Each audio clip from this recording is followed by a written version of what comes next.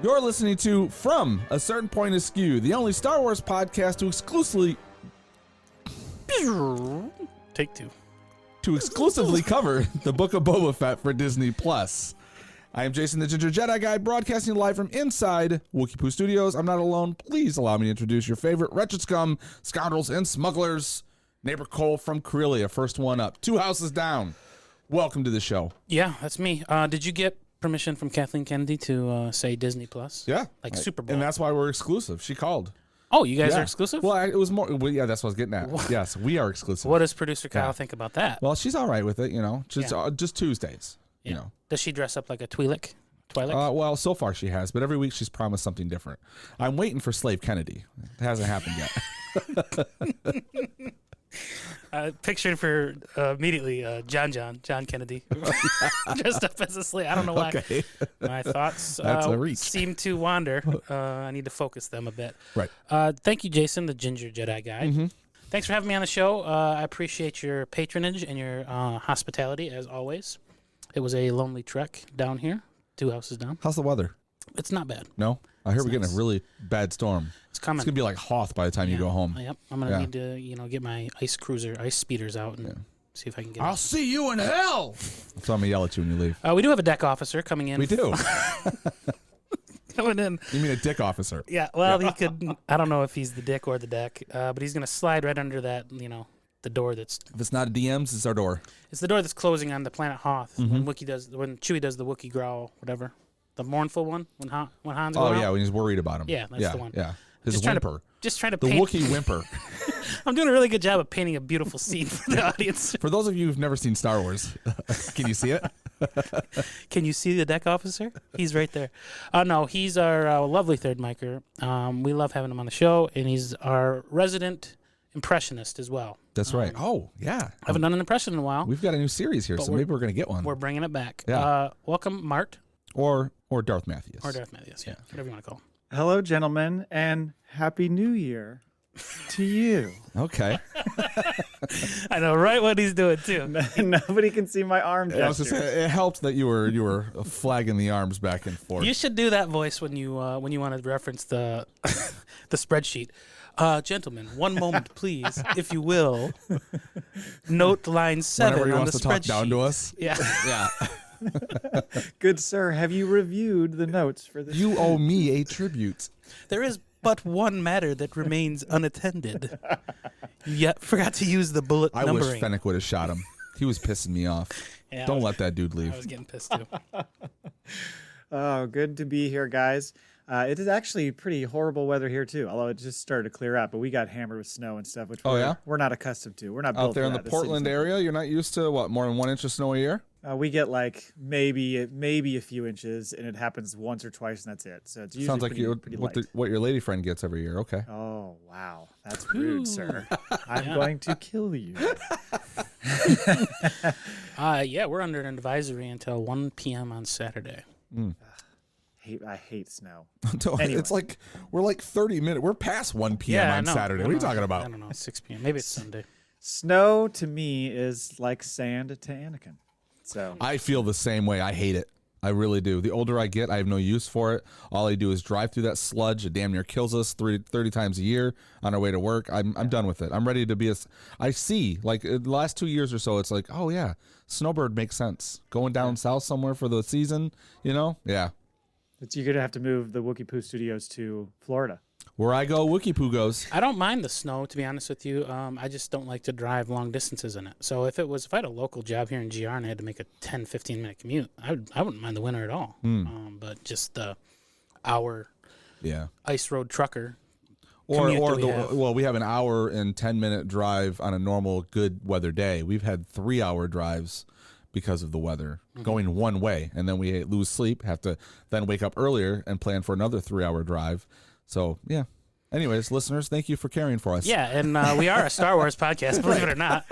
Matt, do you have the particulars that if the listeners would like to reach out to us? Yeah, you can find us at FromACertainPointOfSkew.com. You can find us on Twitter at FACPAPod, and you can email the show, FACPAPod@gmail.com. We are also part of the Podawans Podcast Network, which is at Podawans on Twitter.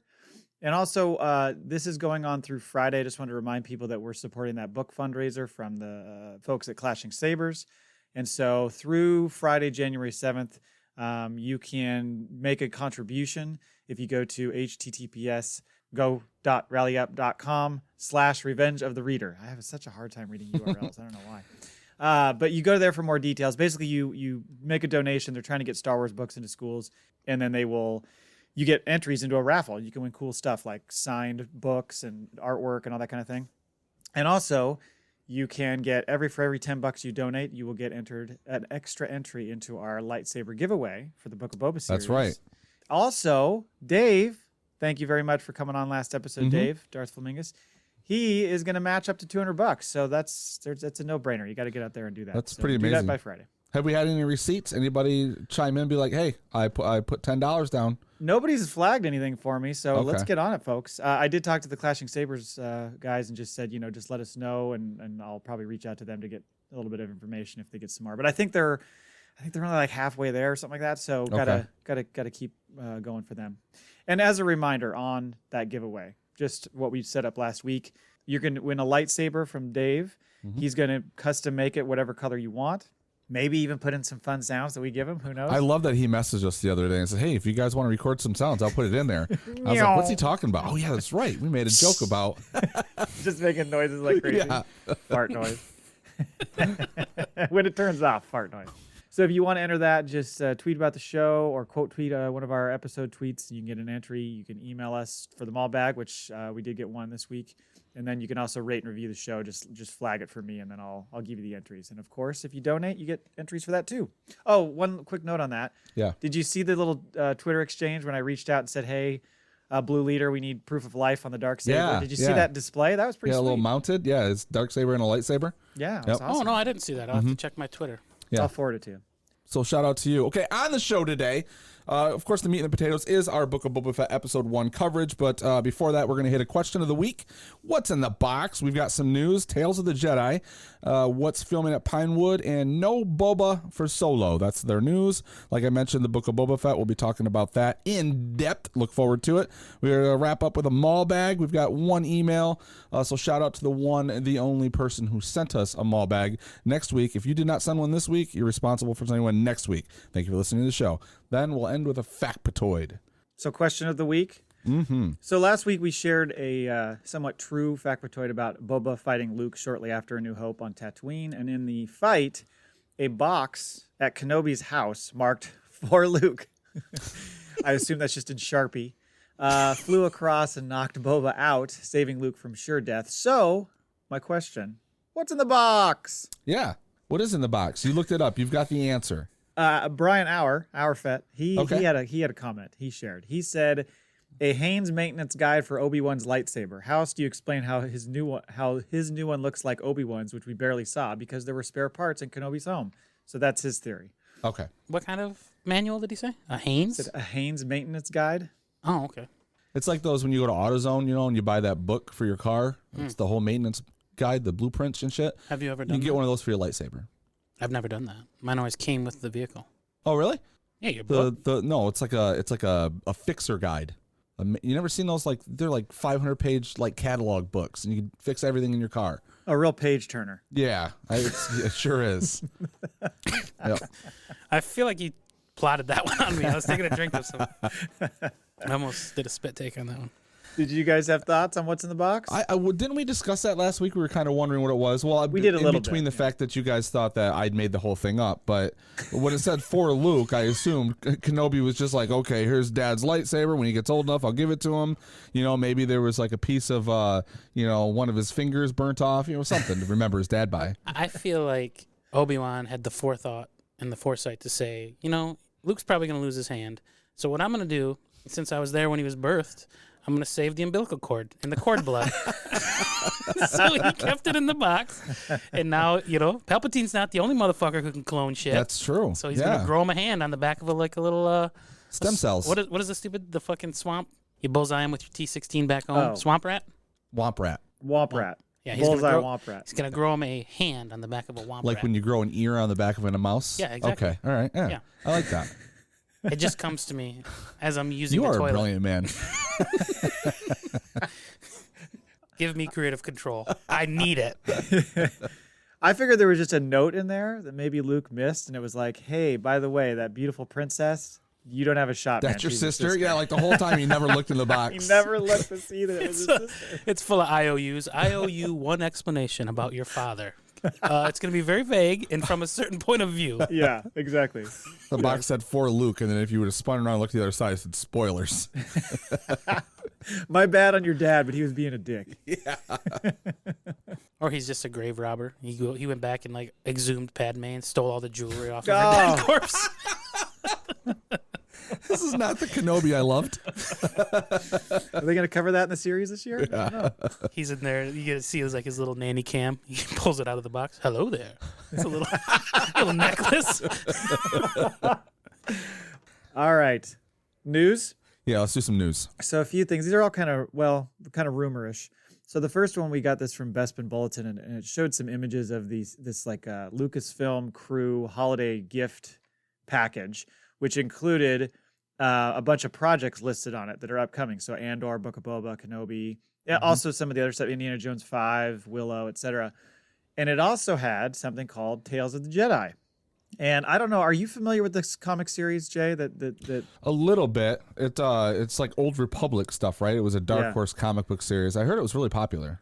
That's all I really know about it. They said it was something like mostly takes place during the Great Sith War during the Old Republic, and so that makes you wonder: is this an actual project that's coming? As far as, is it going to be animated? Is it going to be some sort of live action thing? And when? Because the fact that it's out there and the logo matches what you saw on the comics, so it's the same exact. Right. There's rumors that they're reprinting all of the Dark Horse comics, or that Dark Horse is taking on.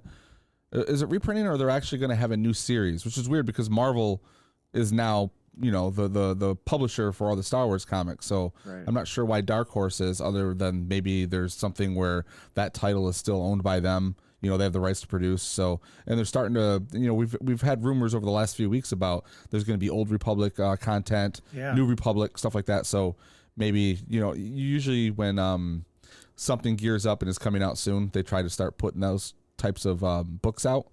Yeah, I'm just thinking as far as if for this particular item that was given out to folks. I mean, these are all series. Correct. Or movies. Yeah. So you would think it would be something related to that. It just makes you wonder what the hell that is. Or when it's coming.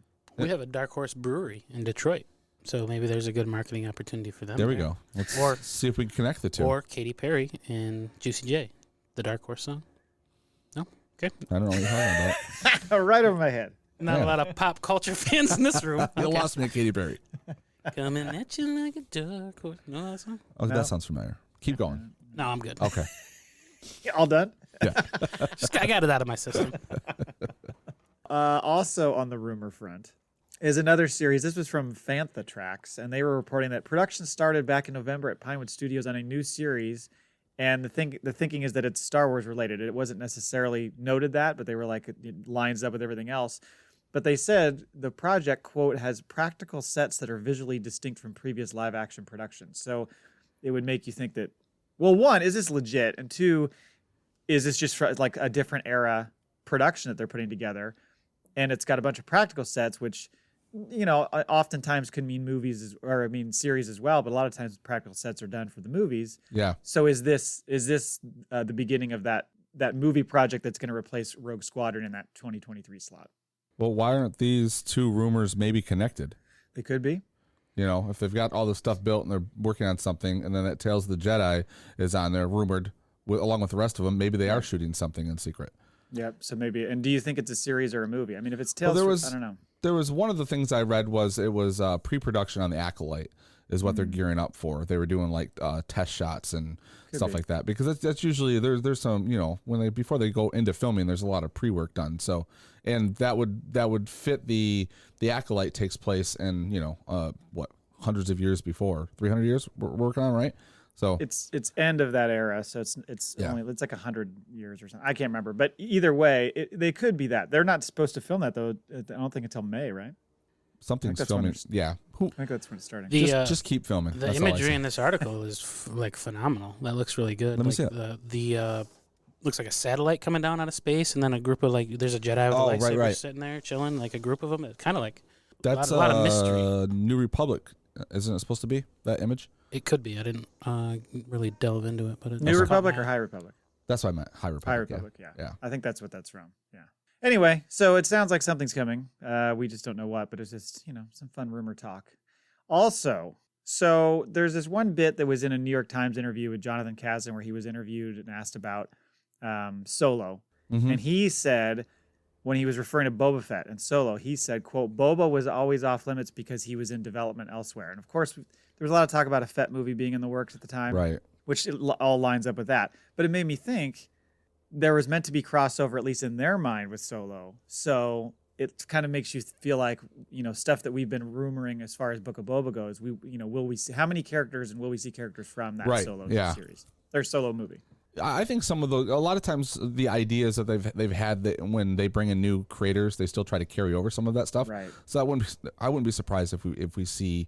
Well, I don't know if we'll ever know. It's not like Kasdan's going to come out and be like, yeah, that's what we were working on, we can talk about it then. So who knows? But I mean, the last couple of conversations we've had about Disney, Lucasfilm, and their writers' room and building stuff, and the directors not playing nice because they've already got like this blueprint. So they've got the stuff kind of mapped out for a long time.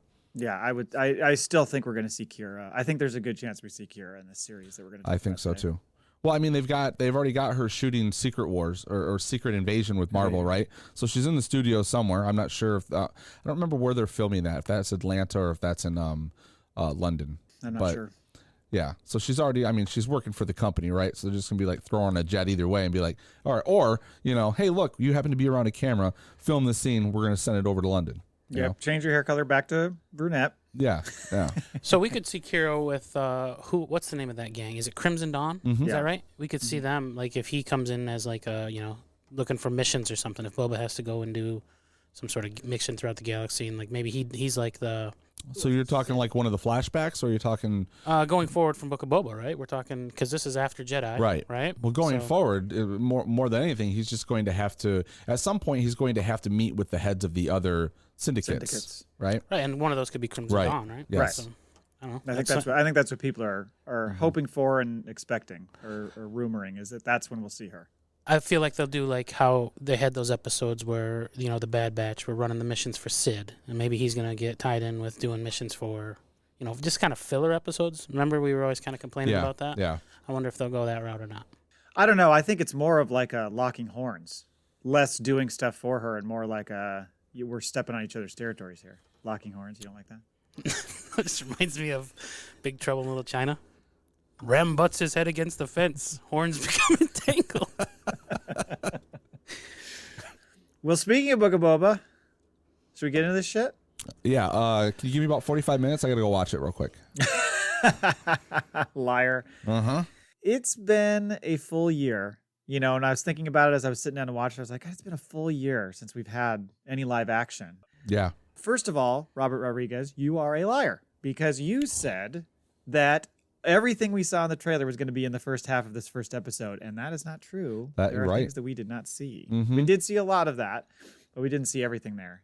Overall, what's your thoughts? Because when I saw 39 minutes, first of all, I was like, 39 minutes? Come on. I was really hoping for like 50. Yeah, me too. Overall, I felt like it was missing something. Like it was definitely, it set everything up right. It did like the flashbacks is what we kind of talked about. Mm-hmm. I do feel like there was no surprise, right? Like Cole and I talked about it briefly, but then we decided to talk about it on the show. But it was kind of a paint by numbers, right? It was like there was no surprises. Like he's in the Sarlacc pit, he burns his way out, he climbs through the sand. Like it was the Legends storyline basically, and maybe even like Patton Oswalt gets a high five on the internet. Oh fuck yeah, he nailed it. Yeah. We nailed it.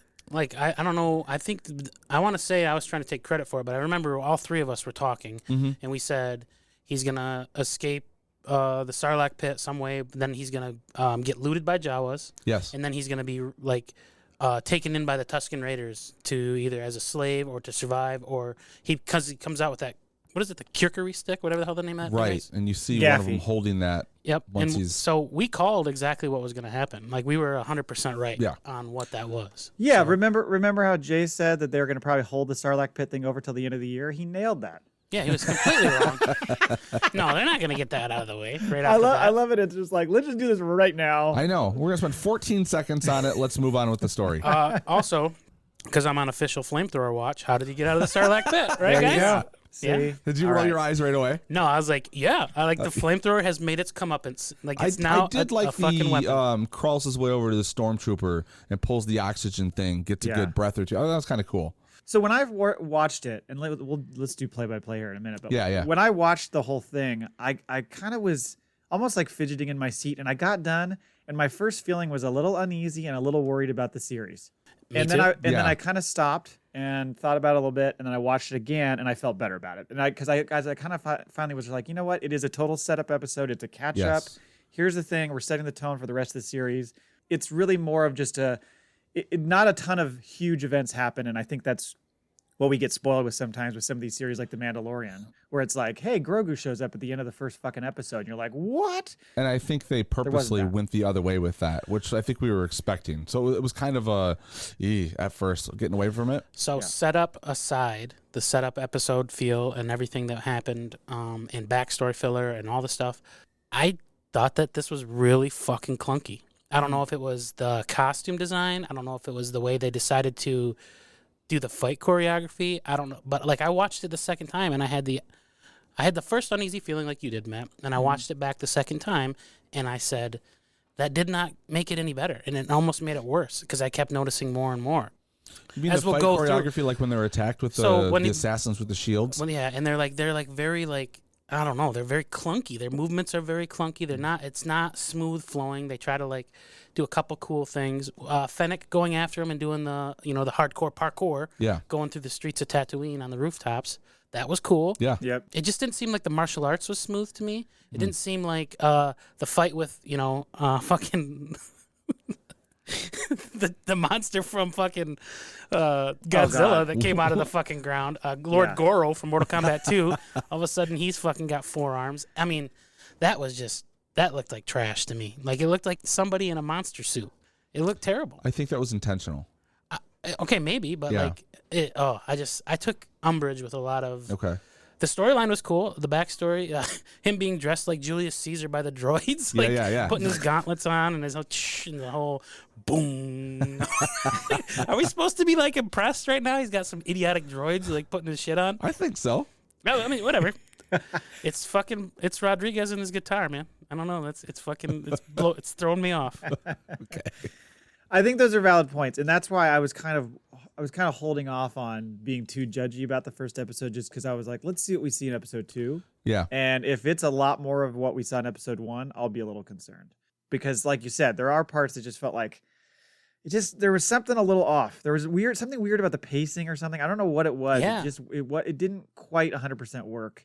But like I said, then I just took it as, okay, let's just go over all the things we saw and experienced in these different characters as just a prelude to what we're going to see in the next 6 episodes. Yeah. Then I'll accept that. And that was the other thing that I felt a little bit uneasy about too, is I was like, we only get 7 and that was one of them? Yeah. And then like he keeps going back and forth. Like he's on the brink of death with the Jawas, and then he's on the brink of death with the fucking the Tusken Raiders, and like I don't know, his skin is all fucked up. And then you go look at him. Well, he crawled out of a Sarlacc pit and was being digested. Yeah, I understand. So I he's having a understand the rough why. time. Thank you. Okay. Thank you for explaining that. All to me. right. But no, then he's like back to like, does the bacta tank like cure his scarring and everything? Like his face looks, and his fucking teeth. Oh my god, They're fantastic. Did you get those capped? They're so dazzlingly bright. Oh. Like I cannot stop. Like it's pulled me out of the fucking seat like 3 So times. it's a little known fact about the Sarlacc pit. Plaque, it just goes right through the plaque. Yep, Everything it's really strips good. away. It's a whitening condition. It's better than charcoal. The stormtrooper looked very white. Everything is just really whitening down there. Yeah, his armor was polished and would have passed inspection for the fucking any sort of regiment. Well, so just to kind of go through it a little bit by bit, the opening shot when they show kind of his digs, and then they go to the bacta tank and show him, and then they show that Camino shot. I was like, oh fuck, like that looked pretty damn sweet. Right. Yeah. And you could see like the Slave One on the platform and all that. And then they show the callback to him finding his dad's helmet. Attack of the Clones. With of course they don't say it, but the severed head is in there. Yes, it sure is. They don't really talk about that. But I thought from those two shots, which it almost looked like it was redone. It didn't look quite the same as Attack of the Clones. Was it redone? From what I've looked into, it was, unless it was a never used crane shot that was not used in the film, but it was something that was shot. Then they've redone the shot, which makes me think they're going to go back to this, right? Like they're not going to do all. Well, I guess they would. This is Star Wars, but I don't know what it costs for them to throw in a couple of fucking robots and make everything digitally. But to do a crane shot and show that, like, are we going to go back to see something else from a different point of view? Right. Yeah. So, it could be. And then when the next spot is that disgusting Sarlacc stomach, were you like, oh, like right away, or were you like pumped up? Yeah, I both, because I was like, oh, cool, we're gonna see this. Because obviously you want to see it, but I really think that it was like I don't know, like I really expected a little bit more from it than like 10 seconds of like crawling. But like, what are you gonna do? They did spend 10 minutes of the show without any dialogue at all. Yeah, that's true. I kind of wanted to see maybe a little bit of torture, or like I don't know. Unless you had like some inner dialogue going on, like there's not much you can do. Watch him kind of slither his way through it, uses a fucking flamethrower and crawl out anyway. So yeah, it was done right, I guess. How'd that stormtrooper get there? Now I know that they say there were two that fell into it in the movie, right? There's no stormtroopers in that scene. No. The Empire's not there during that barge. It's all his menagerie or whatever you want to call it. Now, of course, they say you digest over 1,000 years or whatever it is. So maybe that stormtrooper's been in there a while. But you see how the slow thing works because he doesn't look that bad. Yeah, it's two stormtroopers that were going after 3PO and R2 in the first one. There we go. In A New Hope. One of them fell in there. Maybe they were out on patrol and they tripped. Look, sir, droids. He holds up that little piece of metal. This is one of the dumbest lines. He holds up that little. I found it. It's an O-ring. It's a washer. Yeah. So then he uses the flamethrower, which I'm sure got you hot and bothered, Cole. But it's turned on. Was there a piece of you who's like, I don't know if that's a good idea. Like, I think you just flamed out your entire area. You're gonna burn yourself to death.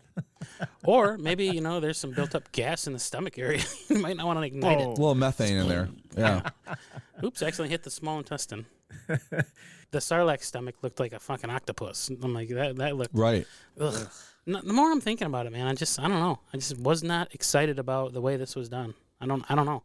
That should have been a more climactic, like more focus of the story. I think because we've had 30 years and that was the how'd he get out, and it was really like, well, he just got out. It would have been cool if he like came out, like was going up the the teeth, like using those to climb out, and then he fucking gets wrapped up by the tongue again and pulled back in. Right. And then like something like that happens, and then he's like really at the down and out, and then he does another escape attempt. Or why not use the jetpack and get out? Oh yeah, or fire off his rocket. Desperation. Do you think the Rodriguez was like in the initial sitting down with Filoni and them in the initial meeting was like, can we just get this out of the way? I want to move on with the story. I kind of think so. Felt that way. I was like, let's just get to the. And it really looks like they're working more on like a character piece, right? Like what he went through these 5 years. It seems like what we're going to get to. Yeah, because we'll get into that a little bit more. But he's a wreck during this thing. And so you can obviously see how the Sarlacc pit affected him because it's really weakened the shit out of him. But let's just keep going. So as we saw, like you mentioned, Cole, we get the Jawa scene, which when that Jawa knocks him the fuck out, that was pretty cool. Yeah. Holy Jesus. Well, he so they loot him and take him, and he tries to like fight back a little bit. They knock his ass out. Did you guys notice his garb underneath, like the shit that he's in the whole episode? Did that give you guys any sort of nostalgia to a different movie series? Did that like trigger anything in your mind? The white thing with the high top shoes. What was it? Ripley's outfit from Aliens. Oh, there you go. It looks exactly like that. Okay. Only she wears like gray. It's like a one piece, like a onesie. Yeah. And then he's wearing like high top Keds or something. I don't know what fucking space shoes that he's got on. Immediately I saw that. I was like, he looks like Ripley from Alien. Yeah, I could see that. Boba should have got his own shoe deal. And then the like you said, the Tuskens coming in. That was kind of what we expected. Right. And they give him that like weird fucking carrot juice or whatever and wake him up. It's like was it a grub? Yeah, I think it was more of a grub, or it was like some big worm or something. Yeah. A lot of protein, just woke him right up. Yep. Yeah. Oh, thank you. But when he's being dragged along there and he's walking along, I was like, okay, cool. And then they show that scene where he's supposed to be like seeing double vision. That's where I first was like, what is this shot? It was really weird looking. I didn't understand the angle. Like I was like, this is a bizarre.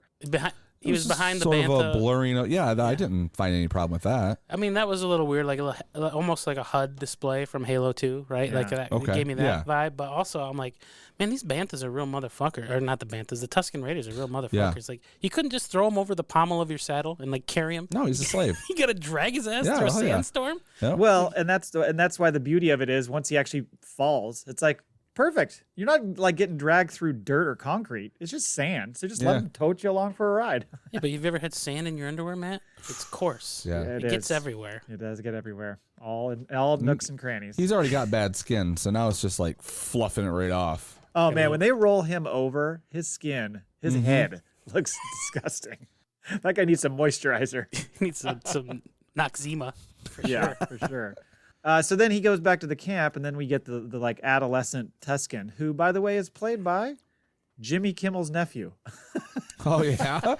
I looked up the name. It was like Wendell Kimmel or whatever his name was, and I was like, oh, weird. And I looked it up, like, sure enough, it's his fucking nephew. Huh. I thought it was kind of funny. And they're out there just playing. Apparently, it's just beat the prisoner day. Like they go there and start taunting him and kicking him and hitting him with their little sticks. Well, they don't have a kickball, so they just go over there and whoop his ass. Kick the Mandalorian. Didn't you think that like head Tusken, when he came out and saw it, was gonna like stop it? He's like, no, you're good. Keep going, guys. Yeah. Let me drink my turtle shell water and enjoy the show. And by the way, are the Tusken Raiders like Saint Bernards? What is with the little like barrel around the neck? Do you see that? Like they all have that little barrel thing around the neck. There's a bottle of spotchka in there. I think so. It's enough cyanide for their group if they get stuck out in the desert sands. They can't survive. Just drink a little bit. We're done. Yeah, exactly. So yeah, then he gets knocked out, and then he wakes up at night, and that massive dog like that we saw in Mandalorian is just staring at. Or well, he's sleeping at first. He's trying to like untie his ropes, and the thing wakes up. When that thing, and when he looks at the Rodian, I was like, that's a pretty cool design. The Rodian looked awesome. Yes. And then when the thing charges him, when he headlocks it and then does the big over the top slam down, I was like, is this Happy Gilmore fighting the alligator? It looked just like that. He took Chubb's hand. I'm gonna take his. I took his eye though. Jesus. He's got like a really like he likes to use like the gorilla fighting, right? Like he just hits the guy, knocks him out. The double thrust flow. Uses his fucking teeth to cut the rope from his hands, frees himself. Did you notice he like knocks him out and then he gives him a little pet? Yeah. Yes, he does. He rubs it. Like, so Georgia, my daughter was watching. Was like, why did he knock it out and then he pet it? I was like, I don't know. I don't know why. Well, he did even that. said no hard feelings later. You know, he's just like, I got to get away. Well, and then I love how he's like, hey, Rodian, you want me to cut your bonds, you know? And that fucking narc just sells him out. Yep. Right away. So, Mr. I look at the credit scenes. You know who played the Rodian's voice? I do. No? Please enlighten us. Sam Witwer? Yeah. Yeah, you knew it too. Oh, that was offering a nugget of knowledge. And then he escapes on foot, and they go chasing after him in the desert. And that's when you get this sequence where he fights like kind of that. I don't know if that's like the old wise chieftain or just the biggest badass or whatever, but that gaffy stick fight. You start to realize, I think some people were complaining like, why this is supposed to be badass Boba Fett and he's getting his ass whooped. I think they're showing you how he is not in good shape right now. Well, yeah. Like, how would you not be? You've been swallowed by a Sarlacc. You've been dragged through the fucking sands of Tatooine. You got two suns fucking burning you. You've been fed no water, nothing. You're trying to fucking escape. You've got no energy, and obviously he's gonna get his ass beat. Like, who's complaining about this? He had like a little baby stick, like a curved stick. Right. He didn't have a real fucking guy. And the only reason he didn't fucking put a whooping down is because it was a kid. Oh, the first, yeah. Before he flees, right? Exactly. I'd whoop that kid's ass. That's mine. That's just me though. But the nice thing is at that point you get, you flash forward. So then he gets woken up by Fennec. And that's when we get this whole sequence, which is a lot to say about this. So he gets kind of woken up from his back to sleep, and he gets, he does the superhero suit up thing like Cole was loving.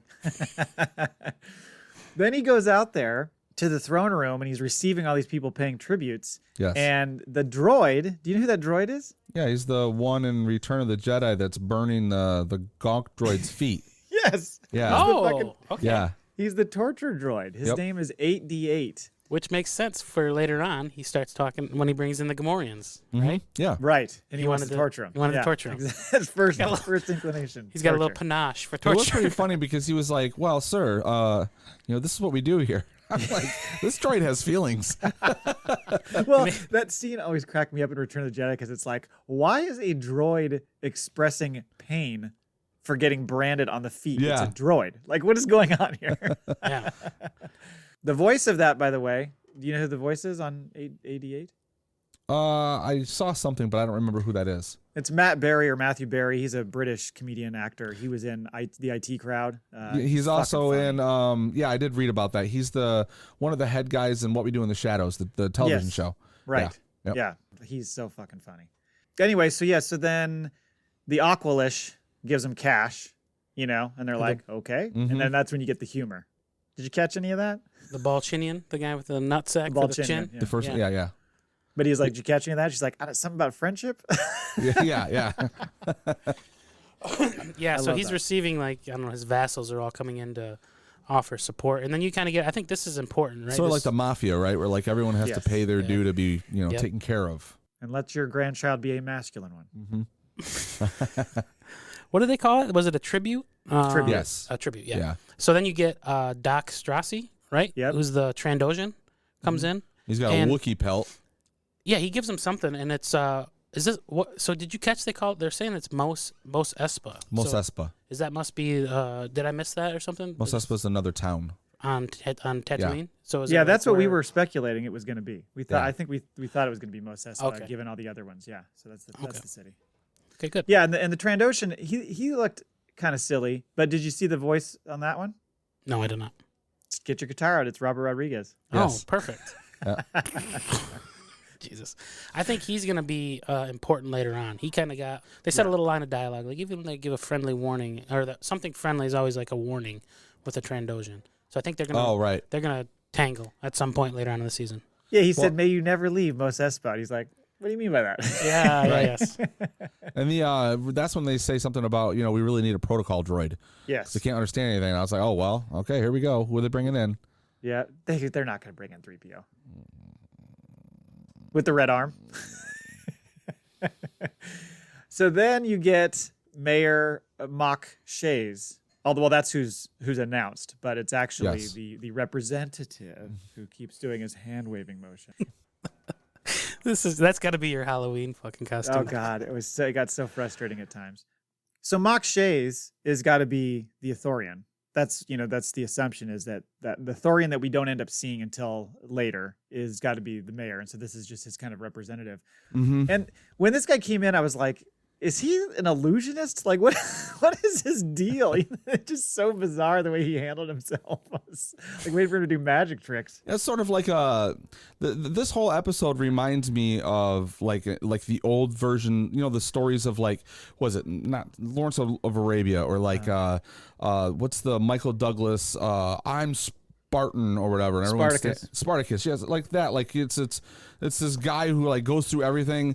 I'm telling you right now, they're building him up to become he's going to become the leader of Mandalore. You think so? Yeah.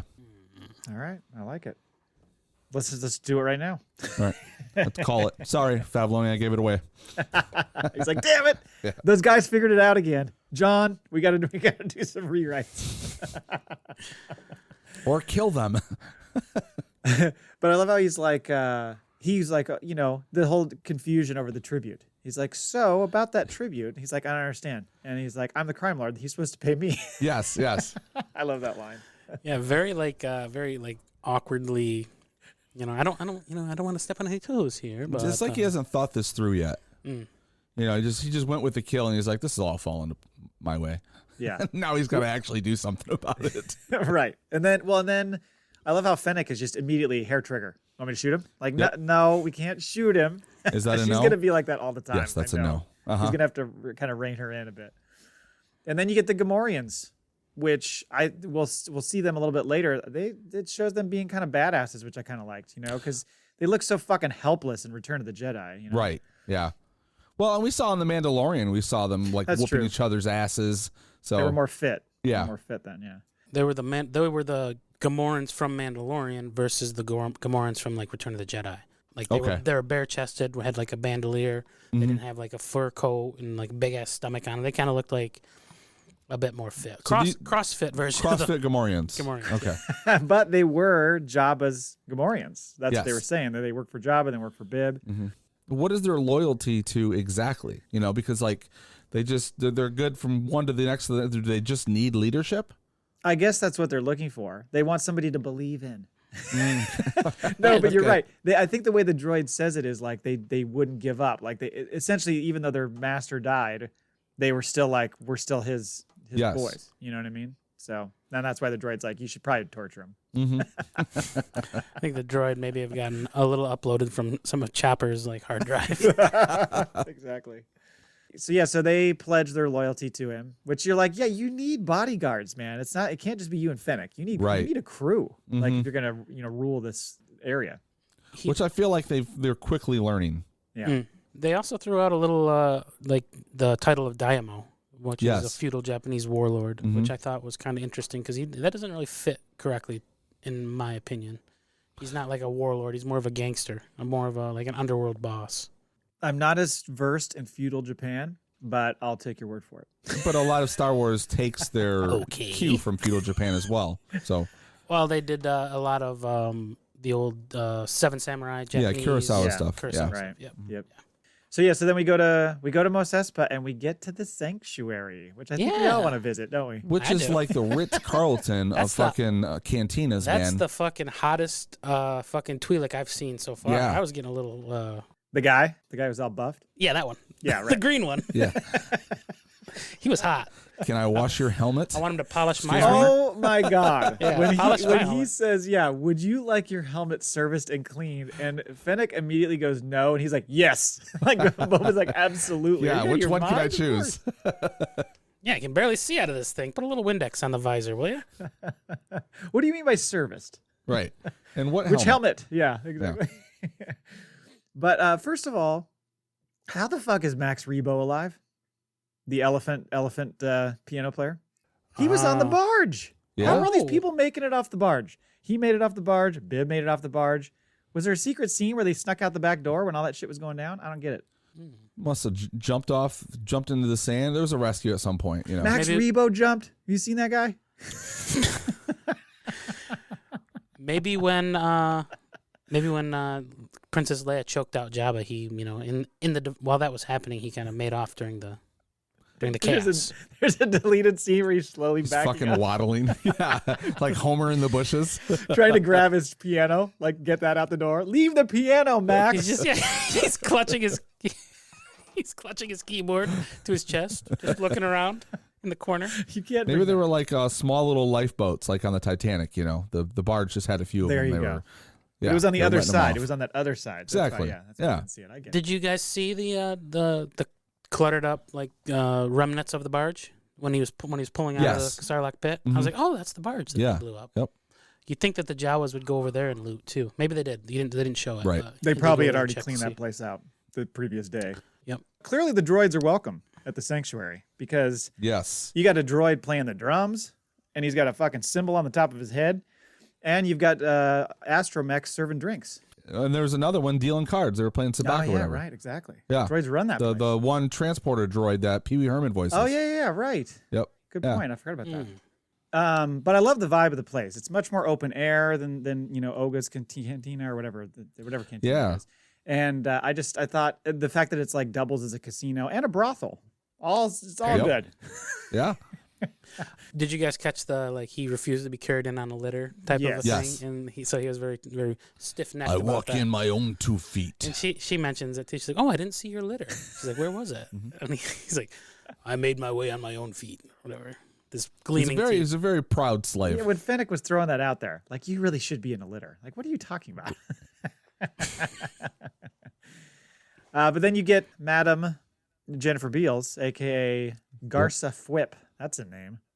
That's a name, yeah. And no history with Boba. I was kind of guessing that there was some history there, Right. but it's just a brand new acquaintance. But I love how she's like, so would you like me to hose down and feed your Gamorreans? Yes. Well, we won't be here very long. Gamorrean's like, I can fucking take They're a like, steak. speak for yourself, Boba. Yeah. I could use a nice bath. Yeah. I've been sweating in these shackles for 12 days. Oh my God, I love that. But yeah, in the end, she basically is like, he's like, I'm taking over for Bib. She's like, all right, this is all yours then. So do you think that this was a setup? Like when they walk out? Because it's kind of convenient that all the money's in his helmet, right? And then all of a sudden they're surrounded, so he can't put his helmet on. So you don't think those guys are associated with the mayor? You just think they were I think it's a little bit of both. I like the so I feel like the Jawas have something coming to them badly because they looted him from his armor, and then when he drops the helmet, those little fuckers scamper over there and scoop up all the. He's gonna blow up that whole. He's gonna be like, these motherfuckers are now my enemy number one. He's gonna be like whenever he, like on Raising Arizona. Jawas under my rule. Whenever he sees a little bunny running through the desert, he shoots it or fucking throws a grenade at it. He's just gonna plug Jawas whenever he sees them, just for fun. It's gonna be a genocide on Tatooine. Yeah. UDD. That fighting sequence, like I know Cole, it bothered you a bit, and I can see why. But first of all, those shields are quite effective because they can't do anything against him. He's firing shit at it, it's blowing up in their face. I mean, they were getting worked over. If it wasn't for the and it looks Gamorreans, like they also electrocute them as well because they were getting electrocuted by the rods. And when the one guy was flung over and landed on the shield, he was still. It was like a pole axe or something. Like they had a pole axe that they would stick through and fucking zap them and. Yeah, I don't know, but then that's my thing is like he's blocking him with his gauntlets. Those are metal gauntlets or Beskar gauntlets. Don't you think those will fucking absorb electricity? It seemed like they were like the gauntlets, like that he was fine when he was blocking them. Was when they were rib shots or getting them. Right, but wouldn't it's a conductor, right? It's a metal. Beskar's not Beskar. A metal. Okay. Yep, just absorbs it. That's how he shoots the morning birds later on. Whistling eagles. Yes. Whistling eagles.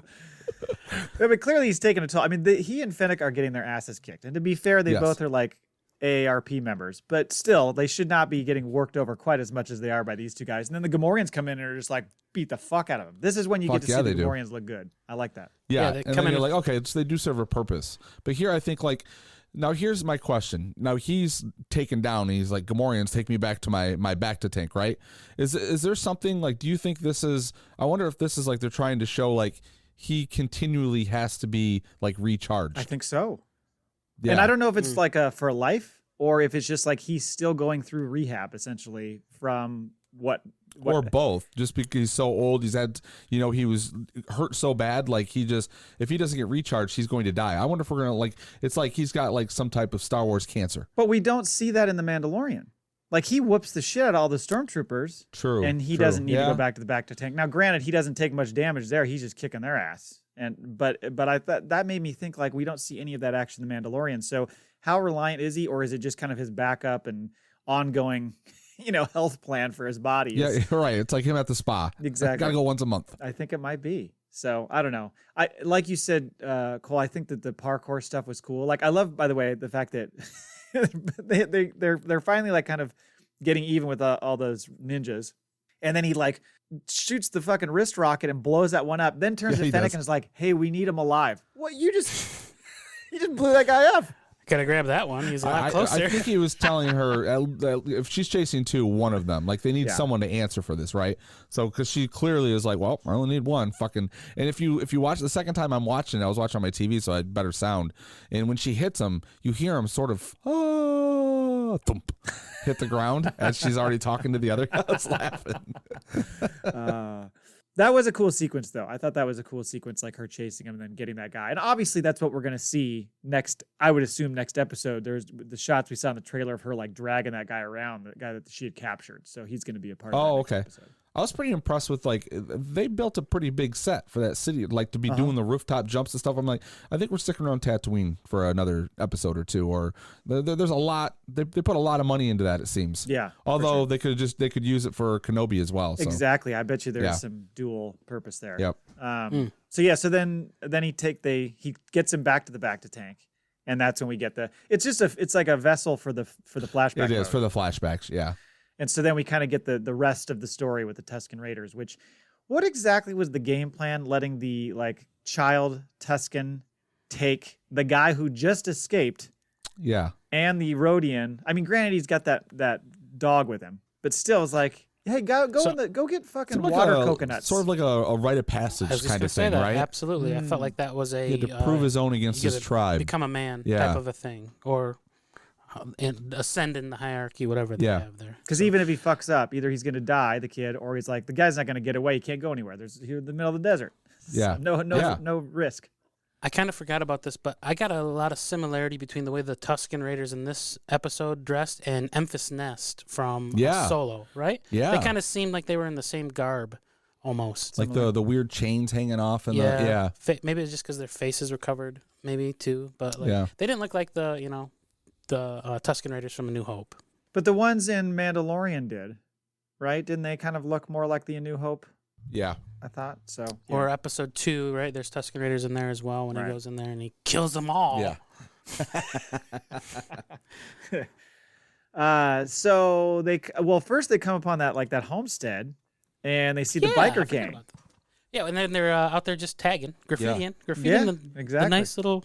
It looks like they were attacking a moisture generator or something, right? Well, so is this like, are they doing collections for the mayor?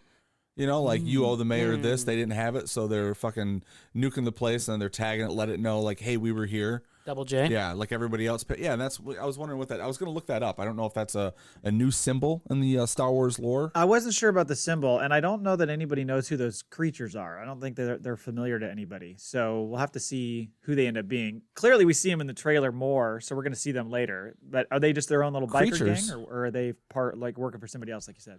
They looked humanoid. I thought they were Right, yeah, humans. yeah.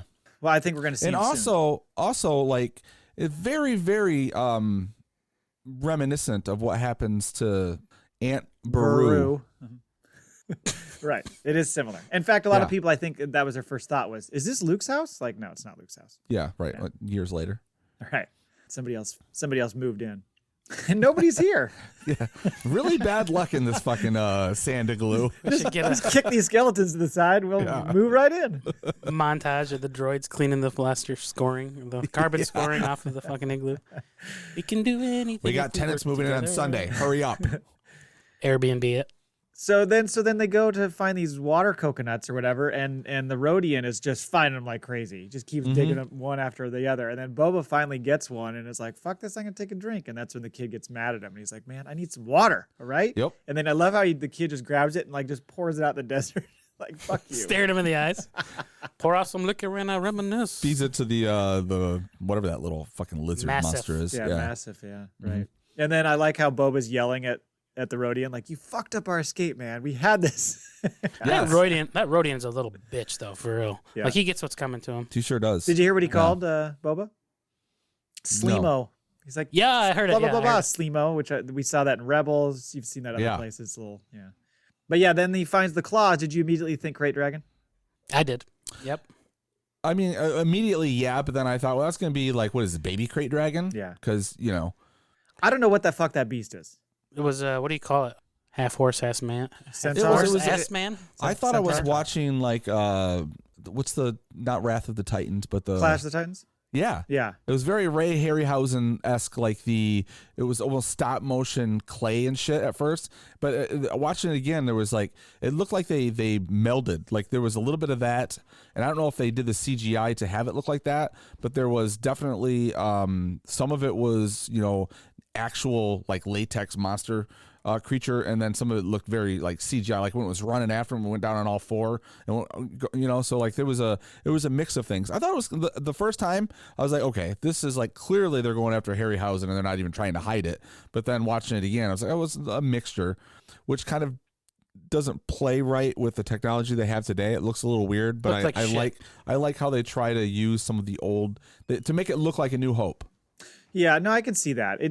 It felt a little monster movie-ish. It felt like Godzilla rose out of the sand or something like that. I could see why you had trouble with it, Cole, and I did as well. Mm-hmm. And then made better or worse by the fact that then he rides his back with the Leia move with the chains over the neck and chokes him out. It was a scene. I liked the little chain whip thing. That was cool, where he like whips the chain around his two appendages. Mm-hmm. This really does, like, because we talked about it before, how Favreau and Filoni, they really pull from like the movies of like yesteryear, right? Like the stuff that they liked, and they try to tie in like these themes or the elements of. You can always point out like, oh, that reminded me of Aliens, or this is clearly, you know, we've done that. This one has a lot of like I said, the old school like warrior movies or whatever. You know, usually they're taken to like some fucking Coliseum when they have to fight, but this but this part really does remind me of like those Clash of the Titans and the Harryhausen stuff. Yeah, I can see that.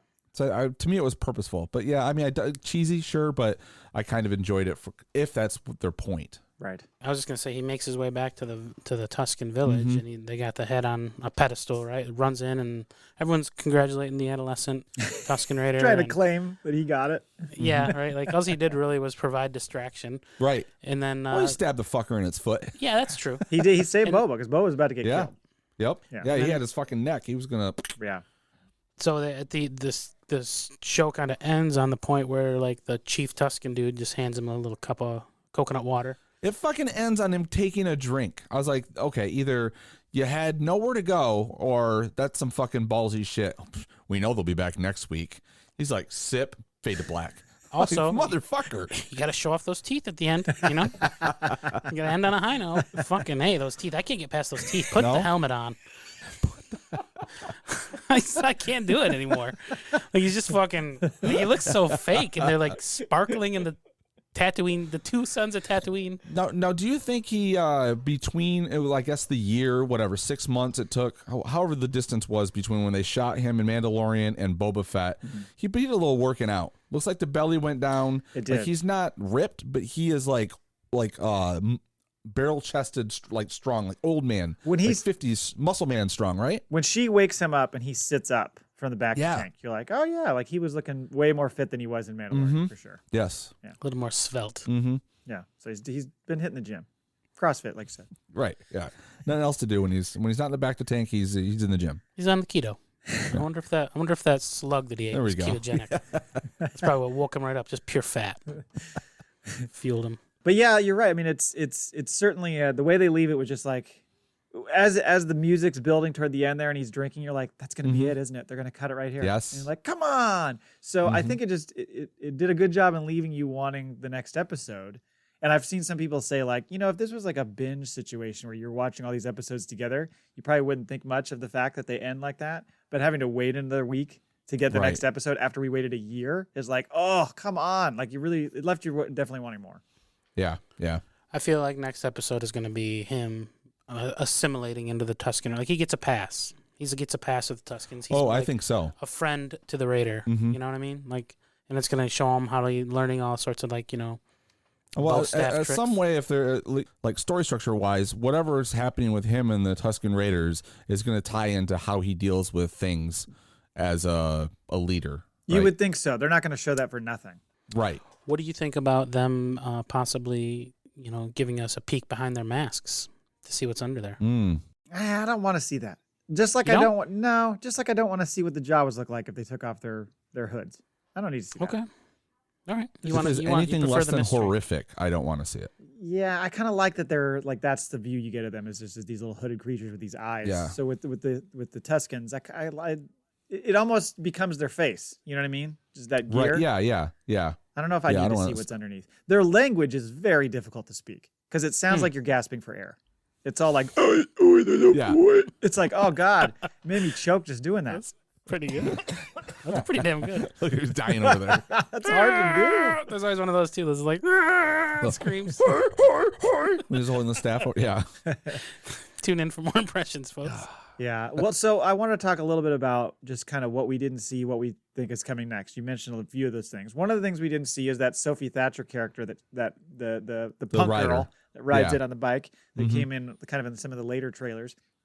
Didn't see her. We only got a little taste of that biker gang, so I think we're going to see more of them, of course, soon. The Thorian Mayor you've got to see next. Yeah, so we're going back to Mos Espa. Yeah. And like, how's he going back, right? Like, what's he got with him? Is this where like, maybe this is where he realizes, okay, I'm going to need like more than 2 Gamorrean guards. Yeah. So he puts out a fucking APB on, some old bounty friends or something. Craigslist ad. Yeah. No, he just puts that sheet up where you pull each, it's got the little, like, looking for a roommate. Like a paper plate with your phone numbers at a garage sale. Yeah, right, exactly. We're going to get some more flashback, obviously, backstory, how he did with the Tusken Raiders, Yes. where he went, how he got his armor back, all that bullshit. Well, we know how he got his armor back. Well, like the search How for does he his find armor. out about it? Yeah, right. the search for his armor. Yeah. Yeah, you might get that. I don't know that you're going to see the Tuskens necessarily in the next episode. I think they want to probably move forward a little bit before you get into more flashbacks, but it's certainly going to be the way they always use it is that bacta tank is always going to be the flashback sequence. Maybe they free him. What do you mean? like they let him go for Oh, and that's all doing you whatever see? they did. It seemed like a pretty big deal. He came back with a head, and that kid lived, and they gave him water and all that I don't shit. think so because maybe that's respect. he's dressed when he appears in The Mandalorian. He's dressed like a Tusken, like in the dark garb. got a and gaffy he's got stick. the gaffy stick. Oh, sure. So I feel like we got he's a- assimilated. I feel like we got a visit to Cobb Vanth coming up. I soon. think he's coming. Yeah. Yeah. Or at least there's some kind of skirmish between the people and the Tuskens, and that's how he sees the armor. That could be. Yeah. I could see them showing him maybe doing a little more revitalization of himself and his skills with the Tuskens. Like, how does he end up with the gaffy stick? All that kind of stuff. I get that. It's funny. I was reading, almost done with that first Aftermath book from that trilogy. Okay. And Cobb Vanth just showed up. I was like, there he is. Okay. It's kind of cool. I feel like he's going to have a few missions to earn his freedom for the Tuskens. Like, they need something, and he has to go get it. Mm-hmm. And then they're like, because they're rudimentary, I can't say that word, trying to communicate with him in a rudimentary manner. Right. And he can't, he's going to have to be like, okay, well, you want to, I don't know, go off and get a dinosaur egg or something. They're going to take him to Luke's house and go, that guy's dad fucking slaughtered us. I want you to kill him. So that's why when he sees him on the barge later, or no, that was before. So he's like, yeah, I know that guy. Yeah. I think you're going to see Slave 1 soon. Maybe not next episode, but probably by the 3rd. Well, I mean, he kind of called it out by saying, hey, if we get to Anchorhead, I can get us off planet. Yes, right.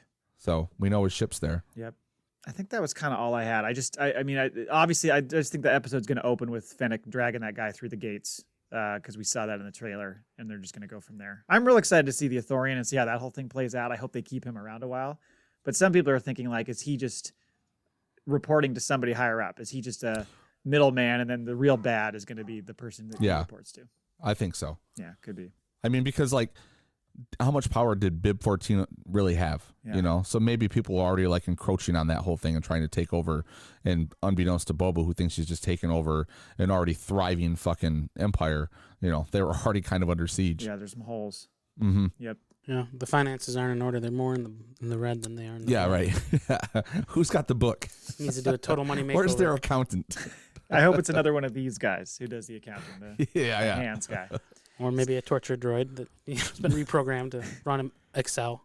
So the next episode, they clearly go back to Mos Espa, one, to like figure some shit out, like what's up with this mayor, and also they got to get on the way. They see the Jawas camped out with a line of droids, and they're like, protocol droid, so they get one of those. Could be. There was a protocol droid in one of the trailers. Did you see that? Okay, I have to go back and watch them. It was one of the later ones, and you see like a speeder go through the streets of some town, and the droid is like sitting there and goes like, "Whoa!" and it looks just like 3PO, maybe a little bit lighter shade. Okay. Yeah, Yes. So that could end up being what we're gonna get. Well, I hope it goes better in episode 2 for you, Cole. I'm holding on to my judgment. I'm kind of a little bit disappointed, a little bit nonplussed with this episode, but we'll see. I'm not writing it off. Are you completely. interested with the setup they've given you? Do you think they're going somewhere that will I'm interest interested either way. I'm Okay. going to watch either way, even if it's a Because you do a podcast about it. You're required to watch it. I'm all in. Let's go to the Maul Bag. Maul Bag. Hello there. You've got mail.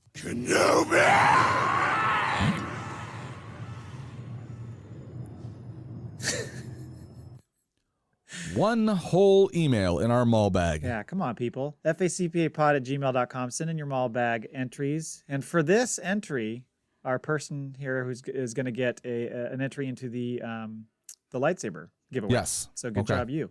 Yeah. And who is it? Who, might you ask? Send us an email? Well, it's... Hi, I'm Date Mike. Nice to meet me. Hey, Mike. Everybody hates you.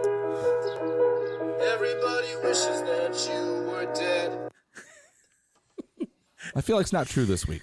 Yeah, I feel like we maybe deathbed, maybe. Maybe we're preemptive. looking for a little recovery. I could have held off and used it next week. It's not our style. Too late. Gotta go. Yeah. Go to the hilt, baby. Mike, Cole made that especially for you. Hey, Jay, Matt, and especially Cole. The first episode, Book of Boba Fett, was pretty damn good. Hope the robot dog things didn't freak Matt out too much. Did you see those things walking in the I street? did, and it's the first thing I thought of was you. I was like, right now he's like in a fetal position somewhere. He hasn't made it past this part. See, it's in Star Wars, it doesn't bother me. It's Okay. real life that It's it bothers expected. me. Did you notice the big giant walk-in robot in the background when they were coming out? Was it from the episode 7? Was it the one from Force Awakens that's walking behind Rey? Yes, I believe so. Yeah. Oh, is it really? Okay, I didn't know it was the think- same yeah. one. I remember there being a Yep. big monster back there. Yeah. Mm-hmm. I don't have a question. Just want to congratulate you on the 50 episode milestone and to wish you and all your listeners a great new year. May the force be with you, Mike Laybourne. Thanks, Mike. Thank you, Mike. It's very nice. Thanks, Mike. Sorry for the mean drop, but we all know you're just trying to pad your entries into to the lightsaber giveaway. Is that the first time we've used the Mike Laybourne drop? I believe so. I thought Yeah. we used it last week. No, tried because it, I but- didn't have it yet. Oh, So okay, we okay. used his, the one he made for himself. Oh, okay. So thank you. Please send us your Maul Bag entries. Yeah, let us know what you think of the Book of Boba Fett so far. Let us know if you're interested in winning a thing, and if you've got speculation or something you think you've got figured out that we don't. That's what I want to hear. I want to hear your wild theories. I'm sure they have some theories that we don't. And well, with us sitting at 60%, and our listeners are widely more educated than we are, they probably do have it all figured out. Certainly RFB. The man was a member of the 501st. He knows. Yeah. He knows what's up. What happened? Was he disavowed? We still don't know what happened. We don't know if he was honorably or dishonorably discharged. We have no idea. Does he still have the armor? Or was he stripped of it? Oh, did they come to his house and take it out? Yeah. No. I feel like he was a conscientious objector, perhaps, and he just sat in his rocking chair and refused to I can't do this anymore, guys. refused to go on any missions. You didn't leave me alone. I'm just trying to rock and listen to my podcast. Yeah, I don't know. They were mad he was listening to podcasts while he was on duty. Like, hey, Or- come on. Or he quit because the Bluetooth in his helmet wasn't working. He couldn't What if listen. like his phone wasn't working the day they called the 501st to be in the Mandalorian? So he just like threw a fit and threw his armor in the trash. I'm done with this. Or he quit right before that. Yeah. And feel like then he's just been kicking himself ever since. He's probably got like one of those old phones, the party line ones, where you have to hold the thing and speak into it. And someone might have been on the party line when they sent out the page. Like Little House in the Prairie. Like it's like you pull the can off, you got to talk into that little mic. Yeah, la, la, la. Yeah. You got to connect the line. What was the la la la la la? What are you fucking? And then he just sent a voicemail to the 501st. It's like, I'm gonna kill all of yous. I've got all your names. He's like, it's like Mission Impossible where he's got the knock list. He's got the knock list. Nice. But yeah, he's going to go after killing each one of them. Wait till I get Yins back to Naxos. Gonna really take a strapping out of your hide. He's cloning his own army. FACPAtoid? Okay, yeah. FACPAtoid. I like how we spend more time on him than we did Mike Laybourne, who sent an email in. Thanks, Thank Mike. you. We hope you win the lightsaber. Yeah. So this FACPAtoid I discovered on the interwebs. It's from Giant Freaking Robot. Apparently, this is according to... You must have read this the same day. Oh, really? I saw this Okay. too, yeah. This is from Ben Burt, a legendary sound designer who worked on the original Star Wars trilogy and the prequels. He is the mastermind behind R2-D2's characteristic beeps and whistles, Darth Vader's menacing rasp, and Chewbacca's unforgettable howl. So he shared some information that the alien that rats out the heroes to the Empire on Mos Eisley in A New Hope, as it turns out, it was John Wayne who voiced the character. Sort of. It was I guess. dialogue taken from a movie, right? Yeah. Yeah. He didn't record the dialogue in the studio, but it was processed by Burt in the version of John Wayne's voice from some discarded audio tapes. So do you guys know who? The anteater looking guy? Yeah, Garindon. The one that Yeah, goes the like, dude yeah, it's like Yep. little squeaks and bobbles. Yeah, and he points the little he points the stormtroopers to the bay where the Millennium Falcon's at. Yeah. And Right. he's got the anteater nose and the little the click thing. He's got the little clicker. Yeah. So yeah, that was audio from John Wayne, and they garbled it and processed it, and that is what the sound came out as. How weird. Pilgrim. That's really strange. Does he get royalties for that? Does his estate get royalties for that? They might be going after it now. Perhaps, yeah. Because they After listen to this Giant episode. Robot, Right. Yeah, of Yeah. our show. we're like the Snowden of the Star Wars universe with the So whistleblower. John Wayne, and what's really is John Wayne's grandson is one of the Mandalorians. Oh, Yeah, there's 3 guys that play the Mandalorian, and he's the one that does a lot of the action stuff, right? Oh, He's that's the right. stunt double. Yeah. I forgot about that. Oh my Yep. God, it's all coming together. Yeah, all the the swagger and the walk and all that stuff. That's John Wayne. Gacy. No. John They Wayne, should- John Wayne the Third. Yeah, John Wayne Gacy. Killer clown. They should ask him, the grandson. Can you do that voice? Can you do the? It said the sound was triggered by a human voice, which said something like, "All right, what are you doing in this town?" or something of that nature, and it belonged to John Wayne. So that's just the dialogue that they ended up using. Well, there you have it. So All right, he's also behind all of the Chopper voices too. It's John Wayne. John Wayne. No, just kidding. Sorry. That's Filoni, sir. I know. Is that it? That's our FACPAtoid. So I'm like, oh, and then I look at Matt's just fucking staring at me. End the show, dude. Giving him the wrap it up. The wrap it up So music. with that, thank you for listening. You are welcome. Until next time. Never tell us the odds. In our experience, there's no such thing as luck. We have spoken.